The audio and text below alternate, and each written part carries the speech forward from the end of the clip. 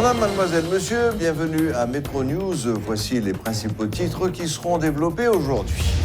Arrestation au Panama de l'un des assassins présumés du président Jovenel Moïse, le Colombien Antonio Palacios, relâché par la Jamaïque, a été extradé vers Miami où il doit comparaître devant un juge.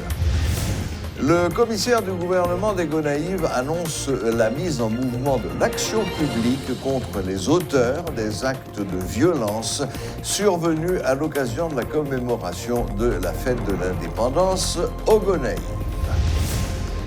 Des médecins du service de maternité de l'hôpital de l'Université d'État d'Haïti observent depuis lundi un arrêt de travail afin de protester contre l'insécurité qui règne dans l'enceinte même du plus grand centre hospitalier de la capitale.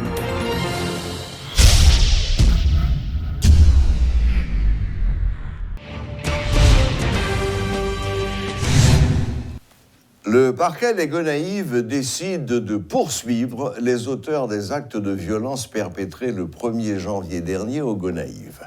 Selon maître Serrar Garzius, c'est un acte malhonnête qui ne fait pas honneur aux habitants de la Cité de l'Indépendance. Le commissaire du gouvernement des Gonaïves annonce la mise en mouvement de l'action publique contre les auteurs des actes de violence survenus à l'occasion de la commémoration de la fête de l'indépendance. Il a précisé que ces actes barbares ayant occasionné la mort d'au moins 3 personnes ne resteront pas impunis. L'homme de loi invite les acteurs à une prise de conscience en vue de cesser ces querelles intestines à ce carrefour de notre histoire de peuple. L'un des présumés assassins du président Jovenel Moïse, le Colombien Antonio Palacios, est actuellement entre les mains de la justice américaine. Il est à Miami, il est entre les mains du FBI qui va l'interroger. Pour parler de cet événement nouveau dans le dossier de l'assassinat du président, nous avons avec nous, depuis les États-Unis et en visioconférence, le diplomate Pierre-Antoine Louis. Bonsoir, monsieur Louis. Bonsoir, monsieur Clang. Bien, donc c'est ça la grande nouvelle dans le dossier qui tarde, qui traîne de l'assassinat du président Moïse. Est-ce que c'est vraiment un gros événement? Quelle est la signification de cette arrestation et vers quoi peut-elle nous mener?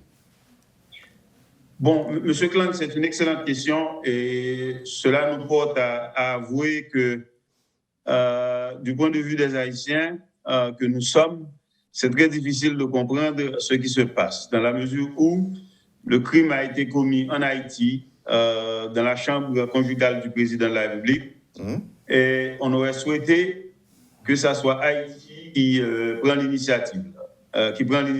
Or que nous nous trouvons face à une situation selon laquelle les États-Unis d'Amérique, faisant fi des principes internationaux en matière d'extradition, et il faut le reconnaître pour les étudiants qui nous regardent, s'est imposé de par sa puissance politique, géopolitique si vous voulez, un maître et seigneur une fois de plus, faisant fi des principes internationaux et de ses propres principes en matière de l'état de droit. Et s'est imposé dans un pays étranger, en l'occurrence le Panama, et enfin, je ne sais pas comment, ils ont pu arrêter aux grandes dames, si vous voulez, ou à l'insu de la justice de la République du Panama, monsieur Marco Antonio Palacios. C'est quand même extraordinaire. On dit que ce monsieur Palacios va être interrogé par le FBI, mais un interrogatoire n'est pas un jugement. Il ne va pas être jugé aux États-Unis.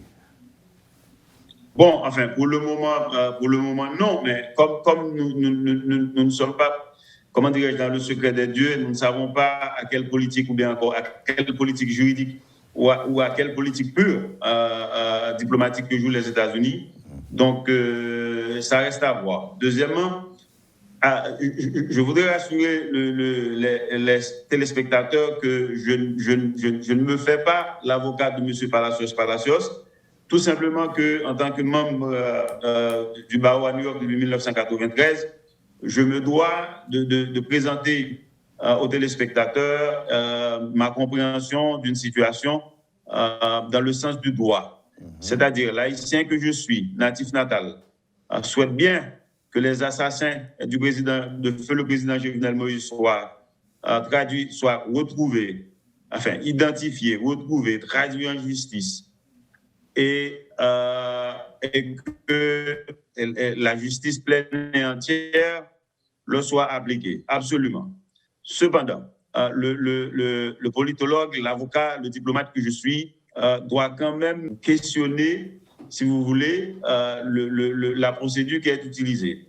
Je m'explique. Monsieur Palacios était en transit au Panama, apparemment en direction de son pays natal, la Colombie. Et coup de théâtre, il est appréhendé. Une intercession des États-Unis. Il est arrêté apparemment par la justice panaménienne ou par les Américains avec l'assentiment de la justice panaménienne. Et signalons que la façon dont ça se fait normalement, c'est que si les deux pays ont un traité d'extradition, le traité explique ou bien trace la procédure à suivre. Normalement, la procédure est comme suit. Nonobstant le fait qu'un individu soit extradable, et pour le moment, je n'ai pas d'indice pour savoir si oui ou non M. Palacios est extradable, mais à supposer qu'il soit arguendo extradable. La procédure est normale est que les États-Unis introduisent une demande d'extradition, que la justice panaménienne, M. Palacios devrait être traduit devant la justice panaménienne qui statuerait sur le bien fondé de la requête des États-Unis. Oui. Ce sont les autorités judiciaires qui décident de l'extradition ou non d'une personne qui est recherchée par la justice d'un autre pays avec lequel un pays, en l'occurrence le Panama, maintient, n'est-ce pas, enfin les deux pays ont signé un traité d'extradition. Donc dans le cas d'espèce, les États-Unis introduiraient une demande et la justice panaménienne statuerait sur la situation. Des témoins seraient entendus, dont M. Palacios lui-même, et puis la justice panaménienne déciderait du bien fondé de la demande des États-Unis. Et si la demande est bien fondée et tous les éléments s'y trouvent, la justice panaménienne prendrait le temps qu'il faut pour que M. Palacios soit formellement, selon une procédure judiciaire célère, extradé vers les États-Unis. Mais il n'en est pas le cas, ce n'est pas ce qui s'est passé. Ça, ce n'est pas la façon dont ça se fait. Il me semble, sans être dans le secret des dieux, et je parle de façon totalement objective, et de la manière, si vous voulez, d'un praticien qui ne fait pas de sentiments, qui n'y met pas ses opinions, mais la procédure est extraordinaire. Si les États-Unis détiennent des indices de l'implication de M. Palacios dans l'assassinat du président Jovenel Moïse, et il faudrait aussi qu'il y ait un lien avec les États-Unis d'Amérique et que ce lien soit établi à la satisfaction des autorités judiciaires panaméniennes. Et la procédure ne serait régulière que de cette façon et uniquement de cette façon. Il n'existe pas d'exception qui permet aux États-Unis, nonobstant sa puissance dure, d'intercéder et de manu militari conduire M. Palacios à Miami. C'est totalement extraordinaire, illicite et, dans le contexte du droit international, inacceptable.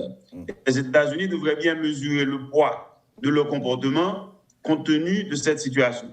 Est-ce que finalement, tout cela n'est pas arrivé parce que, ici, sur place, en Haïti, nous ne sommes pas prêts, nous ne sommes pas équipés pour traiter d'un dossier aussi lourd que celui de l'assassinat du président Jovenel Moïse, dans lequel, dès le départ, toute une équipe de, entre guillemets, mercenaires étrangers était impliquée? Bon, excellente question encore une fois, M. Clank. Effectivement, Haïti est apparemment aux abonnés absents, ou bien tout simplement, les acteurs jamaïcains, colombiens, puis américains et maintenant panaméniens ont tout simplement décidé qu'Haïti, en tant que pays, n'existe pas. Maintenant, on n'a pas besoin d'être nationaliste, c'est tout simplement une question d'objectivité, une question de droit. Et je ne m'y adonne qu'à cela, qu'à expliquer la situation juridique. Maintenant, nonobstant l'implication directe ou indirecte de M. Palacios, qui, selon ce que j'ai lu dans la presse internationale, en l'occurrence le Miami Herald et The Guardian, un newspaper de la Grande-Bretagne, M. Palacios aurait admis être dans la salle, enfin dans la chambre du président au moment où il a été assassiné, même s'il a nié son implication directe. C'est une chose. Donc ça veut dire que le nexus avec Haïti est clair. M. Palacios se trouvait en Haïti, dans la chambre du défunt, et lui-même aurait avoué y avoir été présent. Bon, là encore, là c'est au moins association de malfaiteurs, sans aller plus loin. Haïti a interjeté une demande à travers une requête rouge auprès d'Interpol. Alors, souffrez que, absent un traité d'extradition de la Jamaïque et Haïti, la demande d'Haïti est hypothétique. Ouais. Absolument. Ouais. Et les Jamaïcains, en tout état de cause, ont décidé de suivre la procédure célère. Maintenant, je voudrais ajouter un autre élément pour que le public en soit très bien édifié. Haïti et la Jamaïque sont membres de la communauté caribéenne, communément appelée CARICOM. Maintenant, quelles dispositions prévoit la CARICOM dans des situations pareilles où deux pays membres se trouvent dans une situation où un des pays poursuit un individu qui serait impliqué dans un meurtre, et quelle est l'obligation de l'autre pays? J'avoue pour le moment n'avoir pas la réponse à cette question, mais c'est une question qu'il faudrait traiter. Donc, et si la Jamaïque avait une obligation quelconque diplomatique envers Haïti, compte tenu de leur appartenance à la CARICOM, ce serait vraiment regrettable, et Haïti devrait vraiment, et dans ce sens, dans ce cas de figure, considérer son appartenance à la CARICOM. C'est une chose. La deuxième chose, c'est que, en tout état de cause,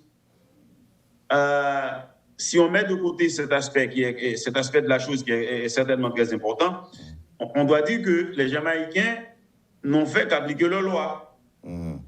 Mais je vous interromps une seconde, Monsieur Louis. Ouais. Est-ce que les Jamaïcains ne sont pas allés un peu plus loin en faisant savoir que le dossier de demande d'extradition qui avait été déposé par Haïti, le dossier était léger, il n'y avait pas beaucoup de preuves, il n'y avait pas beaucoup d'éléments qui permettaient aux Jamaïcains de prendre leur décision. C'est pas comme ça que ça s'est passé?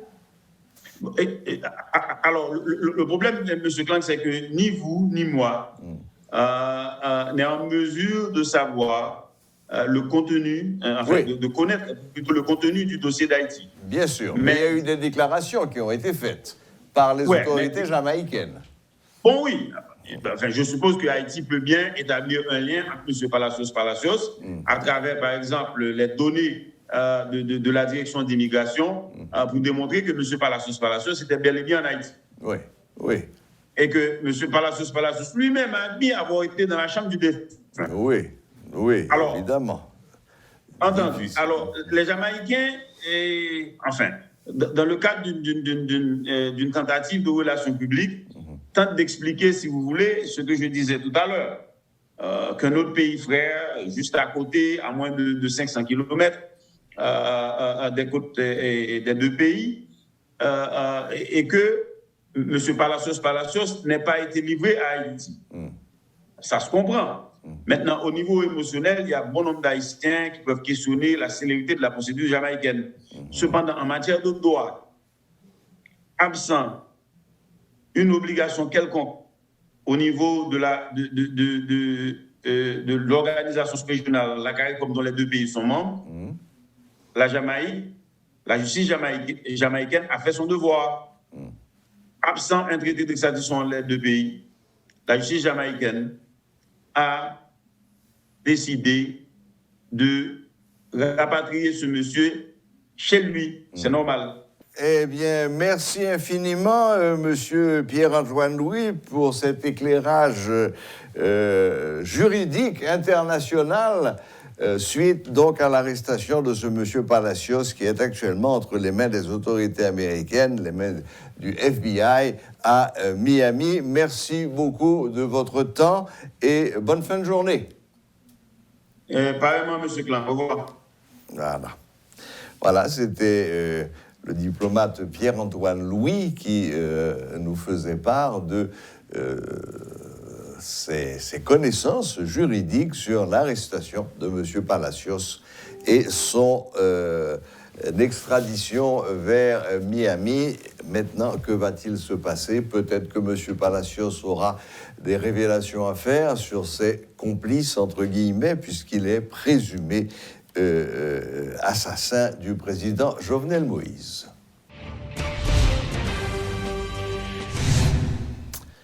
Des professionnels de la santé du service de maternité de l'hôpital de l'Université d'État d'Haïti observent depuis lundi un arrêt de travail afin de protester contre l'insécurité qui règne dans l'enceinte même du plus grand centre hospitalier de la capitale. Selon la présidente du syndicat des employés de l'HUEH, Evelyne Frémont, des individus armés ont tabassé des médecins qui étaient de service à l'hôpital. Des syndicalistes menacent d'aller jusqu'au bout dans le cadre de leur mouvement en vue de forcer les autorités étatiques à répondre favorablement à leurs revendications. Suivez ce reportage de Rudolph Pierre-Louis. Nous sommes au service de la maternité de l'hôpital général, un centre public où la situation est déplorable, selon les propos tenus par la présidente du syndicat de l'HUEH qui ne garde pas sa langue dans sa poche. Le service ne fonctionne pas, du moins, des professionnels de santé observent un arrêt de travail pour exiger de meilleures conditions de travail, notamment un climat sécuritaire, des matériels pour les agents de sécurité, entre autres. Evelyne Frémont rappelle que ce n'est pas la première fois qu'elle a recours à la presse en vue de dénoncer les démonstrations violentes qui sont exercées au sein même du service de l'urgence. Des médecins fouettés par des individus armés, des actes d'exécution sur la cour de l'hôpital, bref, la liste est longue, a-t-elle précisé, et c'en est trop, soutient la responsable, indiquant qu'il ne s'agit pas d'un mot d'ordre de grève, le mouvement lancé. Ça que fait aujourd'hui, médecins au campé, c'est parce que pas de sécurité, tout le monde dedans. Je suis capable de dire tout l'hôpital là. Quand on a vu un pays insécurité, qui ravagé. Je dis là pour prendre 2-3 personnes mettre dehors à camper, démêler des pieds, sans qu'elle bague même mon bâton non meni. Qui ça ou dit cette sécurité lié? Oh, moun qui gagne zam non meni ou bien bâton, il agressé. Te gagne même dans urgence devant. Te gagne capable de dire te gagne moun yo rentré, yo prend, yo tiré. Alors, ce que tu as un commissariat là, tu as un commissariat devant l'urgence, c'est le monde qui va gagner mon bâton dans le là. Vous voulez me dire comme si il était quand même empêché au battre médecin, tout est battre médecin avec employé personnel ici. À bien observer l'ambiance qui sévit, des médecins sont sur place revêtus de leurs blouses, mais rien ne fonctionne. Plusieurs salles sont vides, les lits ne sont pas occupés et dans certains bureaux, des moments de détente entre les médecins ne manquent pas à longueur de journée. Ce mouvement n'est pas le premier, mais pour cette fois, les syndicalistes semblent déterminés à aller jusqu'au bout. Les grandes victimes, comme toujours, sont les femmes enceintes. Pour le moment, tout est à l'arrêt, mais au cas où une patiente est sur le point d'accoucher, quelles seront les réactions des médecins? La syndicaliste répond de deux manières après l'insistance des travailleurs de presse. Ouais, pendant qu'on peut travailler là, yo campé le bon bagage qui juste, qui vrai. Depuis maman vient là, yo ouais, tout bagage ça yo prend en charge. L'HEEH, l'hôpital universitaire La Paix, entre autres, les centres hospitaliers publics qui font face à des mouvements de protestation n'en finissent pas. Des citoyens qui disposent de moyens pour se rendre dans les hôpitaux privés sont inférieurs par rapport à ceux qui se présentent dans des institutions publiques. D'où provient ce problème? Madame Frémont n'y va pas par quatre chemins. Gen moun, mes amis, soi-disant qui gen clinique yo, qui pa vle l'hôpital l'État a fonctionné non. C'est pas yo. Quantité de monde qui fréquentent dans l'hôpital l'État yo, pour yo pas faire comme ça yo même. C'est méchant. Alors pour dire c'est mon azam seulement qui est méchant. Le service de maternité de l'hôpital de l'Université d'État d'Haïti ne fonctionne pas. Du moins, des professionnels de santé observent un arrêt de travail en vue de réclamer de meilleures conditions de travail. Jusqu'à quand? C'est la grande question. Mais en attendant, selon les membres du syndicat, une cellule d'urgence fonctionne. Paul Léel et Rodolphe Pierre-Louis pour Télémétropole. Crise du coronavirus. Après le variant Delta qui a fait le plus grand tort dans le monde entier, voilà venir un dernier qui s'appelle Omicron et qui est en train de bouleverser le monde entier.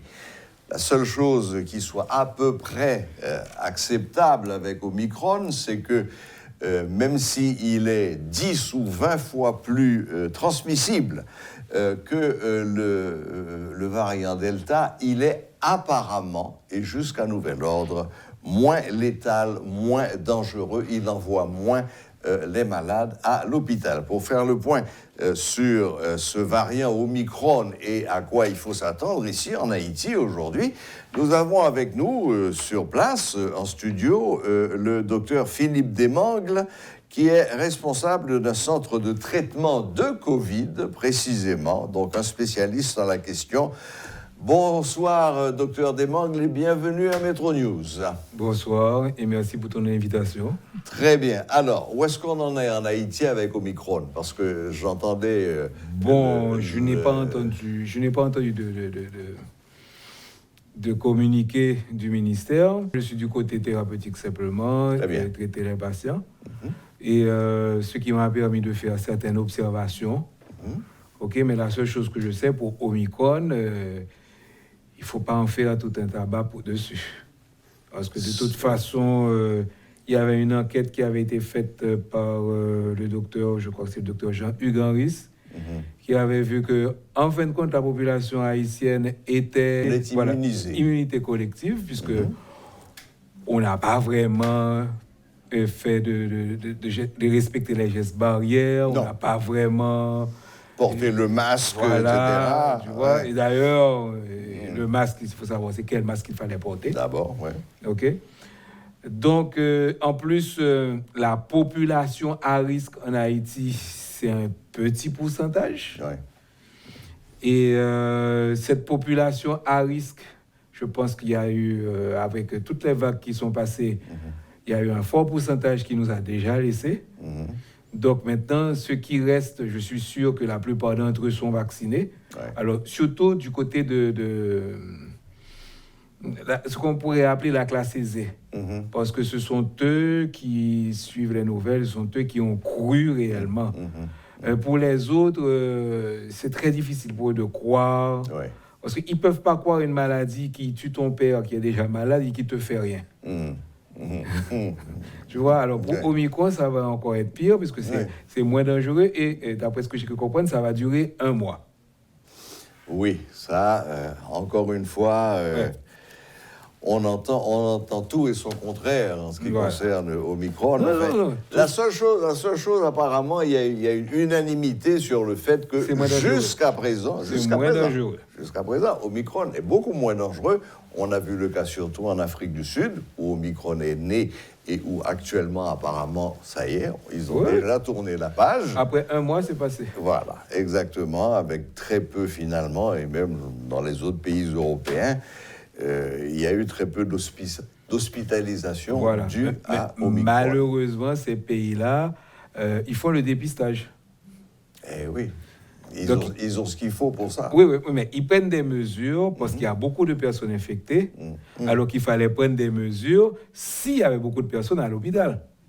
Oui. Bon, ça c'est tout le débat entre oui, tous les jours, ils ne parlent que de cela.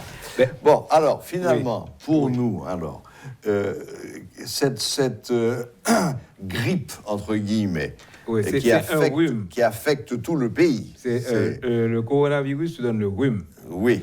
Et c'est l'influenza qui te donne la grippe. Ok, mais là maintenant, qu'est-ce qui traîne dans le pays? C'est une grippe ou c'est un rhume? Pour moi, ça a l'air d'être un rhume parce qu'en fin de compte, Omicron a été trouvé en République dominicaine et nous avons une frontière hyper perméable. Et comme c'est quelque chose de très contagieux, maintenant je comprends, j'ai un tas d'amis qui ont la fièvre, qui ne se sentent pas bien. Ok, bon, moi j'attends avec impatience pour savoir si mon vaccin va me protéger de quelque chose. Qu'est-ce que vous avez pris comme vaccin? Moi, Johnson le Pfizer, Johnson. le Johnson. Ça, c'est le vrai vaccin. Malgré dose unique et 60%? Mais 60% de quoi? Bon, c'est ce qu'ils ont dit. Ils ont dit... Pfizer disait qu'il protégeait à 85%. Et ils sont à la 4e dose maintenant. Et ils sont à la 4e dose. Et alors que pour Johnson Johnson, on vous dit que si vous êtes inquiet, vous pouvez faire une dose de rappel. Parce que c'est le Johnson Johnson qui est le vrai vaccin. Dans le sens étymologique du terme. C'est-à-dire injection du virus atténué. Et tu développes l'immunité contre le vaccin. C'est-à-dire que les autres, ils utilisent une technique nouvelle de ARN où tu vas former tes anticorps sans qu'il y ait présence d'antigènes. Oui, l'ARN messager. Bon, enfin. Donc, docteur Desmangles, pas de quoi s'affoler, pas de quoi s'inquiéter. Si la population n'a pas paniqué quand il y avait le variant Delta, donc je ne vois pas pourquoi on devrait paniquer pour l'Omicron. Ok, donc il n'est pas question d'affoler les gens ayant un discours... Prenez des précautions quand même, ne faites pas n'importe quoi. Sachant que les précautions ont changé maintenant. Oui, en effet. On pense beaucoup plus au aérosol qu'on avait éliminé au début. C'est ça, exactement. De toute façon, moi, je trouvais que les gouttelettes de salive, c'était un petit peu compliqué. Donc, tu imagines, tu as un virus qui te tombe là. Donc, qu'est-ce qu'il va faire? Il va marcher pour rentrer dans le nez. Bon, ça... par contre...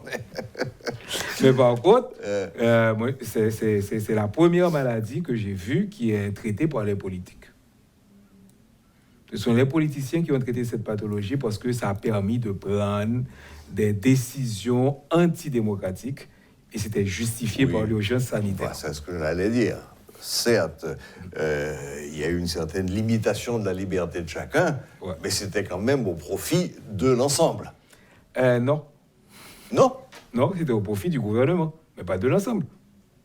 Oui, non, enfin... Écoute, rappelle-toi, en Haïti, on a fermé les écoles, on a fermé les églises, on a fermé l'université. Donc, tout ce qui est comme espace de réflexion. Et on a ouvert les factories. Donc... Oui, enfin, je ne crois pas qu'on puisse mettre tout ça sur le dos de coronavirus. Enfin, ça a permis pas mal de choses. Ok, d'accord. Bon, eh bien, docteur Desmangles, merci. Est-ce qu'il y a quand même beaucoup de vaccinations qui se font dans votre centre? Est-ce que ça je ne fais pas la vaccination chez moi, je n'ai pas encore reçu ça. Ah, d'accord. Donc, on est en train de discuter parce que le sommet... regarde comment est-ce qu'ils vont faire. Donc, ils sont en train de discuter si on va conserver la même orientation ou bien changer. La seule chose que j'aimerais dire, c'est que je réfute la thèse qui dit que le Johnson Johnson, c'est un médicament qui est refusé aux États-Unis. Je n'ai trouvé jusqu'à date, je ne sais pas pour toi, mais pour moi, jusqu'à date, je n'ai trouvé aucun communiqué du CDC qui l'interdit. Oui, ils se contentent de ne pas le recommander. Bon, ça, j'aimerais voir. Parce que ça m'aurait étonné que les Américains dépensent de l'argent pour un vaccin qu'ils ne pourront pas écouler. Tu vois? Donc, ça, il faut les voir. Mais toutes les personnes qui sont à risque, moi, je leur dis, allez vous faire vacciner. C'est ça. Et prenez la dose de rappel. Oui. OK. Bon, eh bien, je vais suivre votre conseil. Moi, je ne savais pas que tu étais à risque. Vu mon âge, oui. L'âge n'est pas un facteur de risque, ce sont les comorbidités. Oui. Mais avec l'âge, les comorbidités augmentent. Bon, il y en a qui m'ont dit que l'âge est une comorbidité, c'est pas vrai. Ça aide quand même. Bon, merci infiniment, docteur Philippe Desmangles. Bonne continuation et bon courage. Merci bien. Il faut du courage pour lutter contre cette saleté.